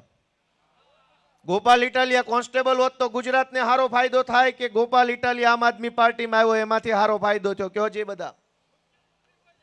ગોપાલ ઇટાલિયા જો આમ આદમી પાર્ટીમાં હોય તો ગુજરાતની જનતા માટે લડે, આગળ બોલે. આમ આદમી પાર્ટી જ ન હોય તો મારા જેવા અનેક જુવાનિયાઓ છે એની જિંદગી ક્યાંય વહી જાય છે કોઈને ખબર નથી રહેતી. આ પાર્ટીને આગળ વધારવાની જવાબદારી જનતાની એટલા માટે છે કે આજ રાજકારણમાં હારા માણાની ખોટ પડી છે. કોઈ હારો આબરૂદાર, ઇજ્જતદાર, જવાબદાર માણસ રાજકારણમાં નથી. બધાય લે ભાગુ તત્વો જે મળ્યું લઈને નીકળો અહીંથી જલ્દી. પબ્લિકનું જે થવું એ થાય એવી ટૂંકી માનસિકતા, ટૂંકી લાલચવાળા માણસોએ રાજનીતિ પર કબજો કર્યો છે. અને એની વચ્ચે અમે એમ વિચારીએ છીએ કે નવા જુવાનિયાઓ આવે, બધા મહેનત કરે, સંઘર્ષ કરે, 5-25 જણા કદાચ ભાગી જાય તોય તે 2-5-25 જણા મહેનત કરી આગળ આવી અને સમાજને સારી દિશામાં લઈ જવાનું કામ કરે. પણ આ બધું ક્યારે શક્ય બને? જ્યારે તમે આશીર્વાદ આપો ત્યારે. ભાજપવાળાને તો કોઈ ફરક પડતો નથી. વિધાનસભામાં મેં જોયું કે જેટલી ચિઠ્ઠી આવે ને એટલું જ ઊભા થઈને વાંચવાનો એમનો અધિકાર છે. ચિઠ્ઠી બાર એક શબ્દ બોલે ને તો ઘોનારે છે અંદર લઈ જઈને. આ હાવ હકીકતની વાત છે. કોઈ પણ માણસ એની પાર્ટીમાં ચિઠ્ઠી બાર બોલી નથી શકતો. મેં નજરે જોયેલી વાત. દરેક ધારાસભ્યોને એક ચિઠ્ઠી પાર્ટીના દંડકની ઓફિસમાંથી આપવામાં આવે કે તમારે આ મુદ્દા પર આટલું જ બોલવાનું છે, ઓલા મુદ્દા પર આટલું જ બોલવાનું છે. અને આ ખેલ પબ્લિકને ખબર નહોતી એટલે મેં વિસાવદરથી બસો ભરીને બધાને રૂબરૂ જોવા લઈ ગયો કે હાલો સર્કસ જોવું હોય તો લઈ જાઓ. મેં બતાવ્યું બધાને અને બધાએ નજરે જોયું આ ચિઠ્ઠીઓનો ખેલ. હવે જે માણસ ચિઠ્ઠી સિવાયનું કાંઈ બોલી ન શકતો હોય એ આપણા બધાનું ભવિષ્ય શું બદલી શકવાનો? એને બદલવો પડે પહેલા તો. આપણું ભવિષ્ય એવા નેતા થોડા બદલી શકે જે પોતાની જાતથી કાંઈ બોલી ન શકે. અને એ નહીં. અને તમે જોવો આ સરકાર કેવી હાલે છે. વિસાવદરની ચૂંટણીમાં અનેક ભાજપના મોટા મોટા ગદાવર નેતાઓ આવ્યા અને ન્યા આવીને ગામડે ગામડે એમ કહેતા હતા ગોપાલભાઈને મત ન દેતા, કાંઈ પણ તકલીફ હોય તો મારી જવાબદારી, મને કહેજો, મારી જવાબદારી, એમ કહેતા હતા. ચૂંટણી પછી ને એ પછી મંત્રી જ નથી. હવે કોની જવાબદારી? કૃષિ મંત્રી આવ્યા હતા ચૂંટણીમાં, ગામડે ગામડે ખેડૂતોને કહી ગયા મારી જવાબદારી. જેવી ચૂંટણી પતી અને મંત્રીમાં જ કાઢી મૂક્યા. હવે કોની જવાબદારી કયો? આ લોકોનું કાંઈ ઠેકાણું જ નથી. જે જવાબદારી લઈને વહી જાય ને એ જ ગાયબ થઈ જાય છે. તમે કહેવા કોને જાઓ? અને આ પરિસ્થિતિની અંદર ગુજરાતના સામાન્ય માણસનું જીવવું બહુ મુશ્કેલ થઈ ગયું છે. આજ કેમ બે છેડા ભેગા થાય છે એ બધાય જાણે છે. નથી કાંઈ એટલું બધું કાંઈ કોઈ કમાઈ લેતું અને સતત એક મુશ્કેલી વચ્ચે જીવવાનું છે. સરકાર ધારે તો બધું ઘણું કરી શકે પણ સરકાર કાંઈ ધારતી નથી. કેમ કે કાંઈ કરે કે ન કરે, ટાણે હિન્દુ મુસલમાન, ભારત પાકિસ્તાન કરે એટલે મત તો મળી જાય છે એમને. તો કામ હું કામ કરે? તમને એક બીજી ગંભીર બાબત કહું કે આ લોકો પબ્લિકની અંદર માત્ર ને માત્ર ડર ફેલાવે, પબ્લિકને ભરમાવે અને મત પડાવીને વયા જાય છે. એનો એક દાખલો આપું. તમને ખબર હોય તો વિધાનસભાની અંદર બોમ્બ મૂકવાની ધમકી મળી હતી, ખ્યાલ છે? કોને કોને ખ્યાલ છે? હાથ ઊંચો કરો જઈ. વિધાનસભાની અંદર બોમ્બ મૂકી ગયું છે કોક, એવી ધમકી ભર્યો એક ઈમેલ મળ્યો. ધ્યાનથી સાંભળજો, આ ચૂંટણી જીતવાના કાવતરા જોવો. તમારા છોકરાને સારી નિશાળ ન મળે, સારું દવાખાનું ન મળે, સારી જન સુવિધા ન મળે, તોય ચૂંટણીમાં એને ને એને મત કેમ મળે એનું ષડયંત્ર જુઓ. કે વિધાનસભા એટલે ગુજરાતની સર્વોચ્ચ સંસ્થા, એનાથી ઉપર કોઈ સંસ્થા ન આવે. આખા ગુજરાતની જનતાએ જેને મત આપ્યો એ બધા જ નેતાઓ ત્યાં બેસે એવી પાવરફુલ સંસ્થા, એને બોમ્બથી ઉડાડવાની કોઈક ધમકી મારી ગયો. એ વાતને હવા મહિનો થઈ ગયો, હજુ કોઈને આરોપી જડતો નથી. ધમકી મારી કોણ ગયો? ક્યાંય તમે ટીવીમાં છાપામાં જોયું કોણ ધમકી મારી ગયો? અહીંયા તમે એક કોન્સ્ટેબલને તું નથી કહી એકતા પકડીને લઈને વયા જાય છે અને 15 દિન નથી છોડતા. અને વિધાનસભાને ધમકી મારી ગયો એ પકડાતો કેમ નથી? મને તો અંદર અંદર મનમાં એવું થાય છે કંઈક ઈનાઈ આવી અફવા ફેલાવીને પબ્લિકમાં ભય નહીં ફેલાવતા હોય. ઈના માણસો ઈમેલ કરે ને આ બાજુથી ઈ પકડે. તમે મને એવો જવાબ આપો કે વિધાનસભાને કોઈ માણસ ધમકી મારી જાય તો એ માણસ એરેસ્ટ થવો જોઈએ કે ન થવો જોઈએ? આજી વાતને મહિનો થઈ ગયો. આજી વાતને મહિનો થઈ ગયો. કેમ નો પકડાનો? વિચાર કરો. ચૂંટણી આવે ને એટલે આવી ધમકી ભર્યા ઈમેલ આવે, માણસો આવે, પાકિસ્તાન, કાશ્મીર, કેરળ બધું જ આવે. પણ તમારા છોકરાની નિશાળનો મુદ્દો ક્યાંય ચૂંટણીમાં ન આવે ને એની કાળજી આ ભાજપ વાળા રાખે છે. તમે વિચાર કરો કે દોસ્તો, આ રાજનીતિ બદલવા માટેની અમારી લડાઈ છે અને એમાં તમારા આશીર્વાદ વગર શક્ય નહીં બને. કતાર ગામમાં ઊભો રહ્યો, મને મત ન દીધા તો હું હારી ગયો, પણ હિંમત ન હાર્યો અને ગુજરાતની જનતા માટે સતત લડતો રહ્યો તો એનું પરિણામ પાછું વિસાવદરના અમારા આગેવાનોએ આપ્યું. હું તમને એટલી જ વિનંતી કરું છું કે તમે કદાચ મત નહીં દો તો બહુ તો શું થાય, અમે હારી જાવ. પણ અમે હારી જાવું તો જનતાનો મુદ્દો કોણ ઉઠાવશે એક વખત વિચાર કરો. બીજેપી સાંભળવા તૈયાર નથી કોઈ મુદ્દો, ત્યાં કોઈ વાત નથી રજૂ કરી શકાતી. અને તમે જુઓ કે આ સુરતનું એ તો એમ કે છે કે ભાઈ આ બહુ બધી દેશભક્તોની પાર્ટી છે અને દેશ સેવા કરવા માટે બધા ભાજપમાં જોડાણા છે. પણ સુરત કોર્પોરેશનના ઉમેદવારોનું લિસ્ટ રાતે 12 વાગે બહાર પાડ્યું. દિવસે જો બહાર પાડ્યું હોત ને તો બધા દેશભક્તો એકાબીજાના જભા ફાડીને દેશભક્તિ બતાવે. એટલે રાતના અંધારામ લિસ્ટ બહાર પાડ્યું. હું કામ? દિવસે નકર દેશભક્તિ બધી બહાર આવી જાત વિડીયો સામે. કેમ કે દેશની સેવા કરવા હાટું ત્યાં હરીફાઈ લાગી છે, તું નહીં હું કરીશ સેવા. અને ધોકા ઉડે એવો માહોલ છે દેશભક્તિ માટે. કેટલા દેશભક્તો છે આપણે જાણીએ. દેશભક્તો નથી, ટેન્ડર ભક્તો છે, કોન્ટ્રાક્ટ ભક્તો છે, કટકી ભક્તો છે, લાંચ ભક્તો છે, દલાલી ભક્તો છે. કોઈ દેશભક્તો નથી. દેશભક્ત અહીંયા બેઠેલા એક એક માણસ દેશભક્ત છે જે પરસેવો પાડીને કમાય છે અને દેશની સરકારને ટેક્સ આપે છે. અહીંયા દેશભક્તો બેઠા છે. આ કોઈ કટકી નથી કરતું. દેશભક્તો તો આ બેઠા અહીંયા. ત્યાં બધા કટકી ભક્તો છે. રાતના કાળા અંધારામાં 12 વાગે લિસ્ટ બહાર આવ્યું.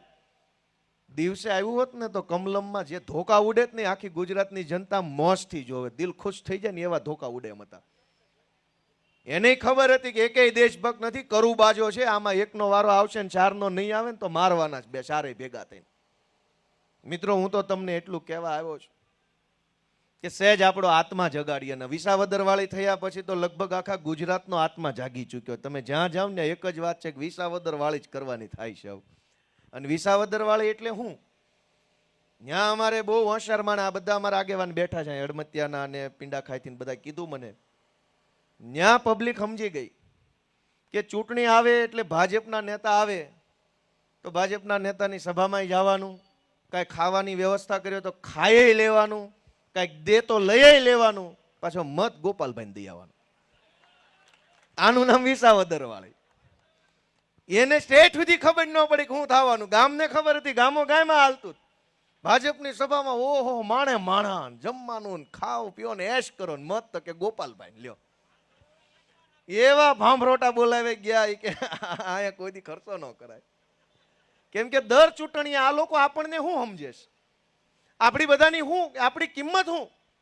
ભજીયા ગાંઠિયા હારો ગધેડો લેવા જાવ તો 35,000 નો આવે ગધેડો.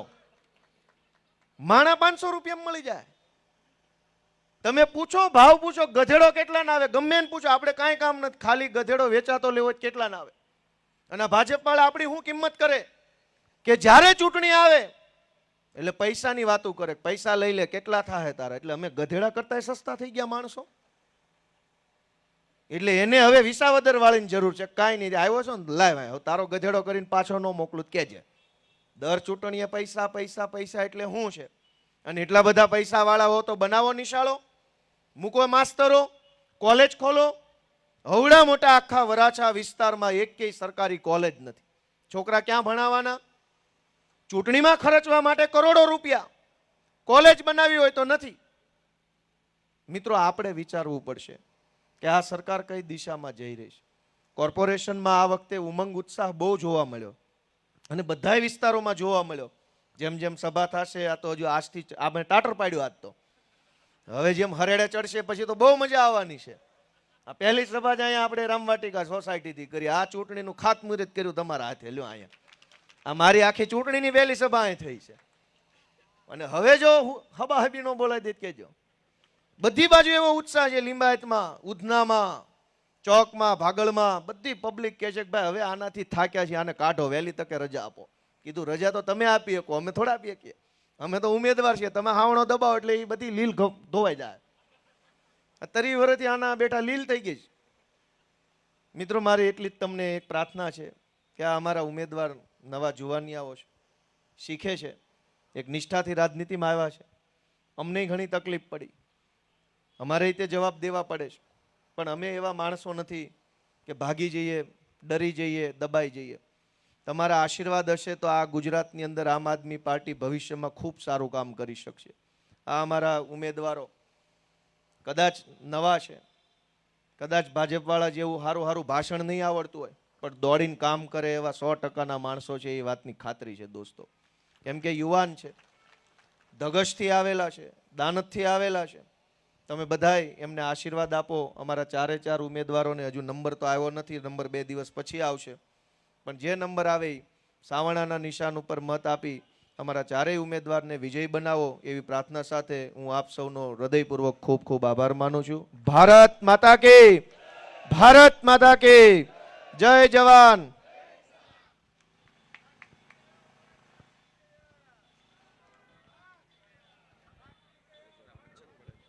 જોરદાર તાળીઓના નાદથી વધાવશો ગોપાલભાઈ ઇટાલિયાને. અને આ સાથે આપણે સભાનું અહીંયા સમાપન કરીએ છીએ. આ સભામાં ઉપસ્થિત રહેલા